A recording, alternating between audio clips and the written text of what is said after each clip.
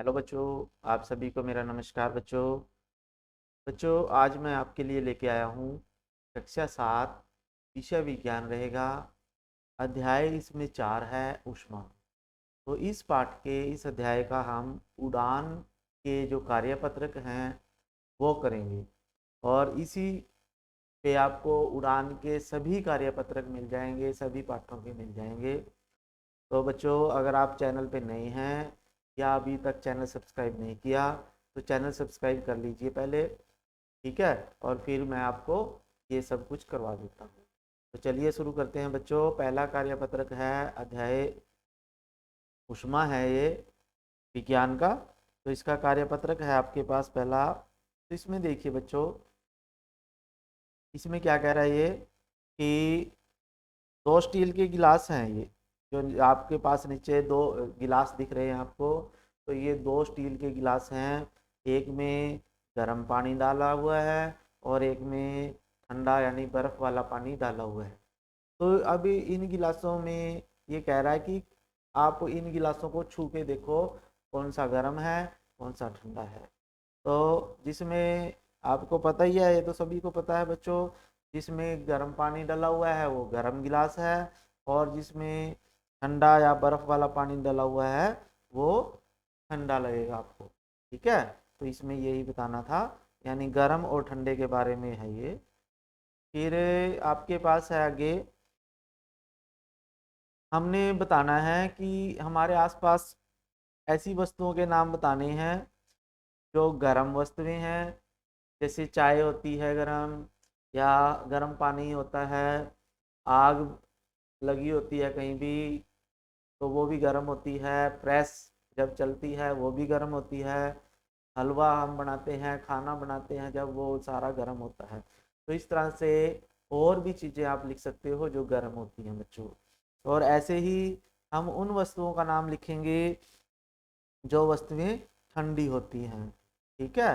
जैसे आइसक्रीम है, बर्फ़ है, जल जो फ्रिज में रखा होता है, जो भी चीज़ें वस्तुएं फ्रिज में होती हैं रखी हुई वो सभी ठंडी हो जाती हैं। कोल्ड ड्रिंक्स भी ठंडी होती हैं। तो इसी तरह से आप और भी वस्तुएं लिख सकते हो जो ठंडी होती हैं बच्चों। ठीक है। तो ये कार्यपत्रक एक था बच्चों। क्या था? कार्यपत्रक एक।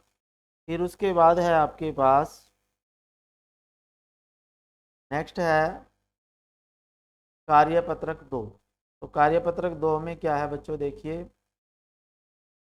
कार्यपत्रक दो है, घर में किसी सदस्य को बुखार हो जाता है तो डॉक्टर कैसे पता लगाता है कि बुखार है बच्चों को या किसी भी व्यक्ति को। डॉक्टर कैसे देखता है? तो उसके पास थर्मामीटर होता है बच्चों।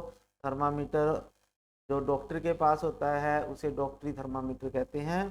तो डॉक्टरी थर्मामीटर का उपयोग करता है वो बुखार देखने के लिए। ठीक है। तो डॉक्टरी तापमापी इसे कहते हैं। फिर और दूसरा प्रश्न है इसमें, क्या आप अपने स्कूल की प्रयोगशाला में कोई ऐसा यंत्र है जिससे आप किसी भी वस्तु का, किसी गर्म या ठंडी वस्तु का तापमान माप सकते हैं? तो वो प्रयोगशाला में जो तापमापी होती है उसे प्रयोगशाला तापमापी कहते हैं बच्चों। और इसका मात्रक होता है डिग्री सेल्सियस। क्या होता है? जो तापमान होता है ना बच्चों, उसे डिग्री सेल्सियस में मापते हैं। ऊपर जीरो लिखते हैं, नीचे सी, इसका मतलब है डिग्री सेल्सियस। ठीक है। और इस प्रयोगशाला तापमापी बड़ी होती है और डॉक्टरी तापमापी छोटी होती है। ठीक है। प्रयोगशाला तापमापी से हम -10 डिग्री से 110 डिग्री का डिग्री सेल्सियस का तापमान माप सकते हैं बच्चों।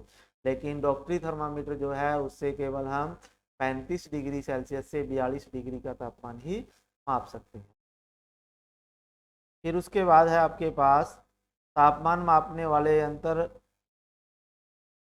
तापमान मापने वाले यंत्र से बर्फ के पानी का, स्कूल की टंकी के पानी का और गुनगुने पानी का माप, ये तापमान मापना है। तो हम अगर बर्फ़ का तापमान माप के देखें तो हमें जीरो जीरो डिग्री सेल्सियस के आसपास तापमान मिलेगा, क्योंकि बर्फ़ जो होती है वो 0 डिग्री के आसपास में बर्फ बनती है, यानी जीरो से भी नीचे आना पड़ता है उसे, तो जीरो से वो बढ़ना शुरू हो जाती है। और अगर हम गुनगुने यानी जो थोड़ा पानी गर्म है उसका तापमान देखते हैं, तो 45 से 50 डिग्री सेल्सियस के बीच में उसका तापमान रहता है। और जो नॉर्मल टेम्परेचर होता है, नॉर्मल पानी होता है टैंकी का, जो अगर गर्मी के दिन है तो वो 35 के आसपास हमें पानी मिल जाता है, जो हमें ना गर्म लगे ना ठंडा लगे, तो उसका तापमान इतना हो जाता है। तो ये आपने खुद करके देखना है बच्चों, स्कूल में अलग अलग पानी लेकर देखना, और जो प्रयोगशाला तापमापी है उसके द्वारा उसका तापमान मापना है। ठीक है, तो ये आपके अध्यापक आपको करवा देंगे स्कूल में, तो आप अध्यापक को कहें अपने तो वो करवाएंगे, क्योंकि प्रयोगशाला तापमापी मिल जाता है स्कूलों में भी। फिर उसके बाद है, एक स्टील का चम्मच लेंगे, उसके एक सिरे को मोमबत्ती की लो के ऊपर गर्म करें। ठीक है, मोमबत्ती जलाएं और चम्मच का लें और मोमबत्ती के ऊपर चम्मच को ऐसे लगाएं, तो आप देखोगे चम्मच का दूसरा सिरा भी अपने आप गर्म हो जाता है। तो क्या हो जाता है, इसका आंसर यही था कि क्या दूसरे सिरे में आपको कुछ महसूस होता है, तो वो भी गर्म हो जाता है। जैसे बर्तन या लोहे का कोई भी वस्तु है या धातु की कोई वस्तु है, उसको अगर हम एक तरफ से गर्म करें तो दूसरी तरफ से वो अपने आप ही गर्म हो जाती है बच्चों। ठीक है, फिर उसके बाद है, क्या लकड़ी का भी दूसरा सिरा गर्म हो सकता है ऐसे? अगर हम लकड़ी को गर्म करें तो क्या वो भी गर्म हो जाती है? तो वो नहीं होती बच्चों, लकड़ी का सिरा जो है वो गर्म नहीं होता। आप लकड़ी में एक तरफ आग लगा दो, दूसरी तरफ से आप आसानी से उसको पकड़ सकते हो, क्योंकि जो लकड़ी होती है उसमें उष्मा जो है, गर्मी जो है, वो दूसरे सिरे तक नहीं जाती। फिर उसके बाद है, आप अपने आसपास ऐसी वस्तुओं के नाम बताने हैं जो एक साइड से अगर हम गर्म करें तो दूसरा सिरा भी उसका गर्म हो जाए। तो जैसे चिमटा होता है, घरों में चिमटे सबके घरों में है, खाना बनाते हैं जो, लोहे की तार हो सकती है, तांबे की तार हो सकती है, छड़ हो सकती है कोई भी, या कोई बर्तन हो सकता है। जैसे बर्तन होते हैं उनको नीचे से गर्म करते हैं और वो ऊपर से अपने आप ही गर्म हो जाते हैं, तो क्योंकि ऊष्मा उनमें ऊपर आ जाती है। ऐसे ही आप उन वस्तुओं के उदाहरण देंगे जो ऐसे अपने आप ही दूसरी तरफ से गर्म ना हो। तो इसमें मिट्टी के बर्तन होते हैं जितने भी, वो गर्म तो होते हैं लेकिन कम होते हैं, कच्ची मिट्टी के तो होते ही नहीं, लेकिन जो मिट्टी पक्की होते हैं, पक्के बर्तन होते हैं, तो उनके उससे वो गर्म हो जाते हैं थोड़े, लेकिन ज़्यादा नहीं होते हैं। लकड़ी, लकड़ी भी नहीं होती। ठीक है, कपड़ा है, कपड़े से हम क्या करते हैं, गर्म बर्तन को पकड़ के कपड़े के द्वारा उतार लेते हैं, तो वो क्यों उतारते हैं, क्योंकि कपड़ा गर्म ही नहीं होता।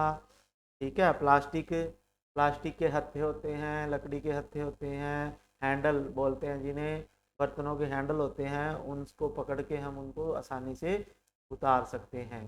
ठीक है, तो वो इसलिए बनाए जाते हैं उनके, क्योंकि वो गर्म नहीं होते बच्चों। फिर उसके बाद अध्यापक जो है, अध्यापक से इस विषय में चर्चा करें कि जो वस्तुएं एक सिरे पर गर्म होती हैं, आसानी से गर्म हो जाती हैं, तो उन्हें हम ऊष्मा के सुचालक कहते हैं बच्चों। और जो गर्म नहीं होती तो उन्हें ऊष्मा के कुचालक पदार्थ कहते हैं।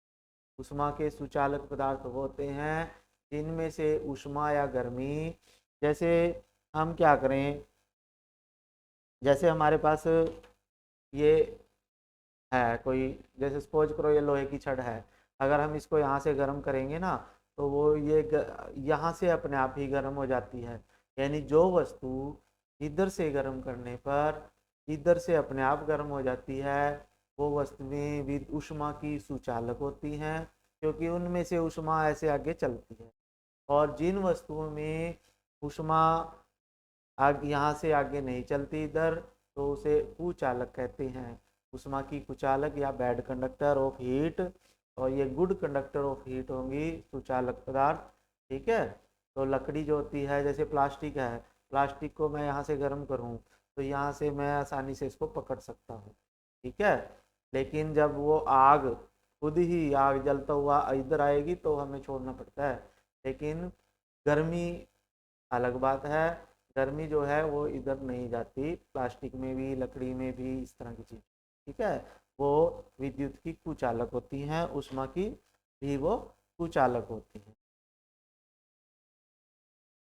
फिर इसमें नेक्स्ट कार्यपत्रक है बच्चों, अम्ल, क्षार और लवण, पार्ट 5 है ये। तो ये नेक्स्ट वीडियो में आपको समझाएंगे बच्चों। तब तक के लिए थैंक यू बच्चों, जय हिंद।